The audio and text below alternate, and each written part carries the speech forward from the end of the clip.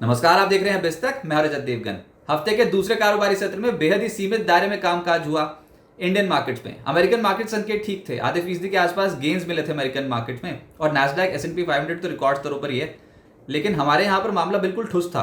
हुआ ये कि एशियन मार्केट में हैंगसेंग बंद था, निके नीचे था, कॉस्पी ऊपर था और गिफ्ट निफ्टी बता रहा था कि पता नहीं कहाँ जाना है, और ट्रेडर्स थोड़े कंफ्यूज हो रहे थे। और वैसे भी वो जो न्यूज़ फ्लो डोमिनेट कर रहा है ना, डोनाल्ड ट्रंप की जो टैरिफ्स की डेडलाइन नज़दीक आती चली जा रही है 9 जुलाई, उससे पहले बहुत स्ट्रॉन्ग गेन्स मिल चुके हैं, ब्रेकआउट भी आ चुका है, इंडेक्स भाग भी चुके हैं और स्टॉक्स भी बहुत तगड़े रिटर्न दे चुके हैं। तो ट्रेडर्स यहाँ पर आके थोड़े कॉशियस डेफिनेटली हो गए और मार्केट पे वो साफ तौर पे रिफ्लेक्ट भी कर रहा है। आज ये देखिए आप, निफ्टी पे रेंज 100 अंकों की भी नहीं है। ओपन हुए 25,551, हाई लगाया 25,593, लो लगाया 25,501, क्लोजिंग आ गई 25,541। 24 अंक बढ़ गए नाम मात्र के। निफ्टी बैंक 146 अंक बढ़कर 57,459 के लेवल पे बंद हुआ और सेंसेक्स 90 अंकों की बढ़त के साथ 83,697 के लेवल पे बंद हुआ। हरे निशान की क्लोजिंग आ गई, ये देखने में बड़ा अच्छा लग रहा है। लेकिन इंट्राडे में देखो तो बस 3 घंटे तो ऐसे निकले, बर्दाश्त करने मुश्किल हो रहे थे। स्टॉक्स बिल्कुल ही ठुस पड़े हुए थे आज। एडवांसेस निफ्टी के 24, गिरने वाले 26। ब्रॉडर मार्केट्स पे 1,488 शेयर एनएससी के चढ़ गए, 1,449 शेयर गिर गए। और जो सबसे तेज चला निफ्टी पे वो था अपोलो हॉस्पिटल। शुरू होते ही तेज हो गया था। खबर यहाँ पर बढ़िया थी। फार्मेसी और डिजिटल हेल्थ बिजनेस को अलग कर रही है कंपनी। नई एंटिटी बीएससी और एनएससी पे लिस्टिंग कराएगी उसकी 18 से 21 महीने के अंदर अंदर। और हर अपोलो हॉस्पिटल्स के 100 शेयर्स पर नई एंटिटी के 195.2 शेयर्स मिलेंगे। तो वैल्यू अनलॉकिंग का कैंडिडेट है और 3.5% ऊपर चला गया अपोलो हॉस्पिटल्स आज। फिर बीएल पे ऑर्डर इनफ्लो की खबर थी, 3.25% ये ऊपर आ गया। रिलायंस इंडस्ट्रीज पे हाल फिलहाल में ब्रोकिंग हाउसेस की रिपोर्ट बहुत बढ़िया है और 2.25% ऊपर रहा ये। फिर एशियन पेंट्स और एसबीआई लाइफ, इन स्टॉक्स में तेजी आई 1% से 1% के आसपास। निफ्टी लूजर्स में नेस्ले 2.25% नीचे, एक्सिस बैंक 2% के आसपास नीचे चला गया। श्रीराम फाइनेंस, ट्रेंट और एटर्नल में प्रॉफिट बुकिंग देखने को मिली 1.25% से 1.5%। एफएनओ गेनर्स में आईडीएफसी फर्स्ट बैंक 6% ऊपर, आरबीएल बैंक 4.5% ऊपर। अंबर एंटरप्राइज में ब्रेकआउट हुआ है 4.5%, ये ऊपर आ गया।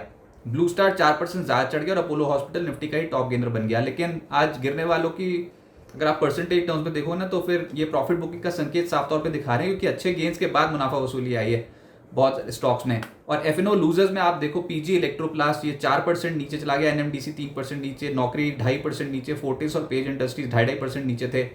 मिड कैप गेनर्स में आज के दिन का धमाका था गैब्रियल। ये अपनी 2 अनलिस्टेड एंटिटीज को खुद में विलय कर रहे हैं। और उसके बाद जो मैनेजमेंट ने फोरकास्ट दे दिया है पूरे ग्रुप के लिए रेवेन्यू का 50,000 करोड़ रुपए का अगले 5 साल में, उससे स्टॉक इतना खुश हो गया, लाइफ हाई पे पहुंच गया, 20% अपर सर्किट लॉक। और उसके बाद फिर ब्लू डार्ट 7% ज्यादा चढ़ गया, रेमंड 0.75% चढ़ गया, असाई इंडिया 6% ज्यादा चढ़ा है, जेके लक्ष्मी और सिटी यूनियन बैंक 5% से 6% चढ़ गए। मिड कैप लूजर्स में फोर्स मोटर्स बहुत तेज गति से चल रहा था, आज रिवर्स गियर में आ गया, 8% ज्यादा टूट गया। कोरोमंडल 7% ज्यादा नीचे चला गया। बोरोसिल रिन्यूएबल, कैप्लिन पॉइंट 5.5% से 6.5% नीचे आ गए। फर्स्ट सोल्यूशन और पीटीसी इंडस्ट्रीज 4% से 4.5% नीचे आ गए। पीएसयू बैंक्स में आज के सत्र में भी तेजी देखने को मिली और लगातार 2 ट्रेडिंग सेशंस ऐसे हो गए हैं जहां पर सरकारी बैंक्स आउट परफॉर्म कर रहे हैं। बड़े रिटर्न्स नहीं थे लेकिन फिर भी हरे निशान की क्लोजिंग तो थी। आईओबी 2.5% ऊपर, पीएनबी 2.25% ऊपर, बैंक ऑफ महाराष्ट्र और बैंक ऑफ इंडिया 2% ऊपर। ऐसे ही सेंट्रल बैंक और यूको बैंक भी 1.5% से 2% चढ़ गए।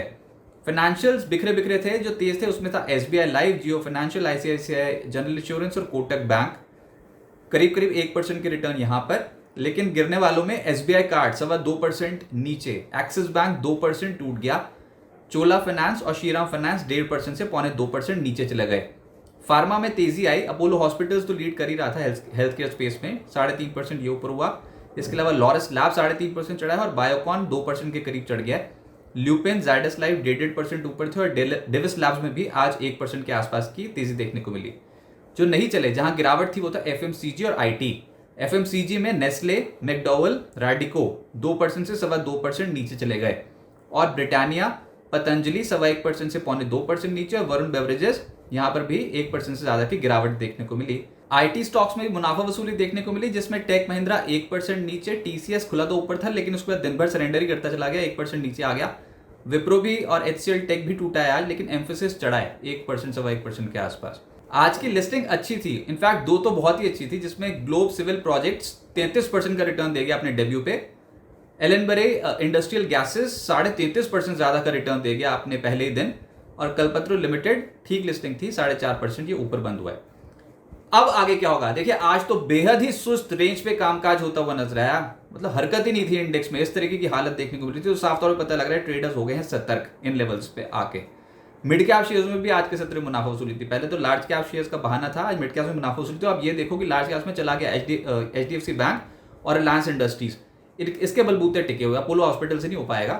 तो रिलायंस इंडस्ट्रीज इस समय बाजार का शहंशाह बना हुआ है। देखते हैं कि ये यहाँ पर अगर प्रॉफिट बुकिंग हुई तो कौन संभालता है निफ्टी को। पर फिलहाल एक रेंज है, इस रेंज से बाहर निकलने की कोशिश तो करेंगे भी नहीं ऐसा लग रहा है। और नीचे 25,400 25,450 का सपोर्ट जोन, ऊपर 25,650 25,700 का रेजिस्टेंस। कुछ नहीं बदला हमने सपोर्ट और रेजिस्टेंस में, और बाजार इसी रेंज पे कामकाज करेगा। ऑप्शन राइटर्स हावी रहेंगे, क्योंकि पता ही है बहुत स्ट्रॉन्ग स्ट्रेच के बाद अब Q1 रिजल्ट सीजन अप्रोच कर रहे हो आप, और उससे पहले कोई बहुत बड़ी चाल अब एक्सपेक्टेड नहीं है। जो हो गया, जो होना था वो हो गया, और अब फिर काउंटर्स रिएक्ट करेंगे रिजल्ट सीजन पे कि जिस भी कंपनियों के अच्छे नतीजे आने वाले होंगे, एक तो उस पर बेट लगेगी, और उसके बाद जिसके अच्छे नतीजे आएंगे वो तो होगा रॉकेट, जिसके खराब आएंगे उसके उसमें होगी मुनाफा वसूली।